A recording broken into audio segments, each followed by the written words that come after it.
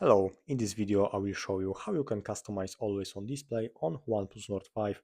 So first of all you have to open the settings, from here go to wallpapers and style and go to always on display. So here you can find some of the themes, but if you want to have theme on your always on display, you have to select classic mode.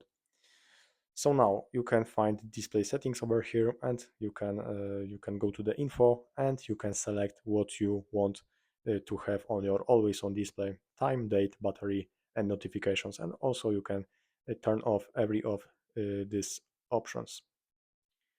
Also, you can find here contextual info like music playback. You can turn on music info over here, and also if some apps supporting always on display, you can enable it from here. There is also new notifications. You can enable new notifications that are showing on the always on display, and also you can set over here power saving mode, like you can schedule it, and also you can select uh, always on display enabled for all the day. So also in the themes, like I'm using this one for this one.